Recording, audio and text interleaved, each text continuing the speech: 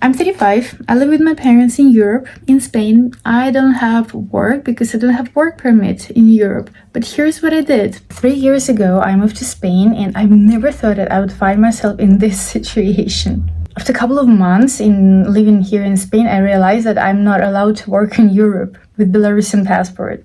Only when I get a residence permit, I will be able to work in Europe. It's also difficult to get it because without permit stay, without a contract, you cannot get a permit stay, and you cannot get a permit stay without a contract. Money was tight and I had to survive. I used to work online for 300, 400, 500 euros a month, which is not okay in Europe, right? It's not enough. I was streaming, I was content creating, I had a job for 300, 400, 500 euros, which is not enough, right? But at some point I realized that I need to get a stable job and a higher income. So I started job hunting online. Before, I used to have a job a couple of months ago, but I didn't last long there. They didn't pay much.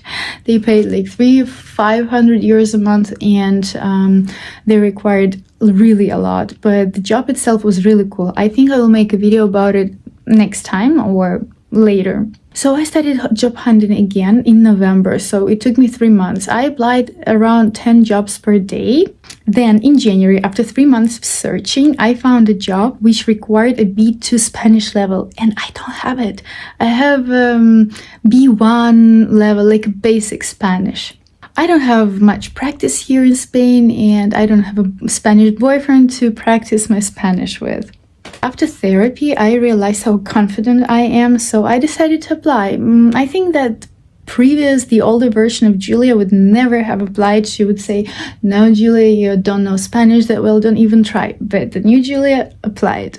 So they invited me for the first interview, and then for the second interview, and then for the third one, and then in the end, they offered me a job.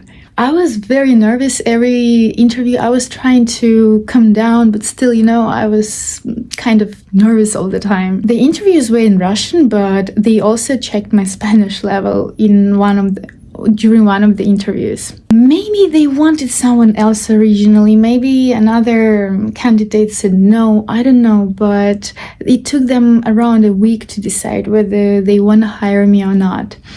And then the HR told me that it was super nice and she liked me so much. She hasn't met such a nice candidate. Maybe she was trying to be nice. Maybe that was true. I don't know. Anyways, I got this job. The salary is not very high, but it's definitely higher than the job I used to have before. So I will be able to at least rent a room now in Tenerife. But most important thing that I realized that everything is possible. You just need to start. You just need to start with something. Even if it's not well paid, you just need to start. If there is anyone struggling right now, please comment down below. Let's discuss. Maybe I can support you or inspire you somehow. If you're interested in my future stories about my first, second, fifth day at work, then please subscribe. Let's stay connected. Let's become friends. And if you are struggling, I wish you luck with whatever you do. I'm sure you will make it.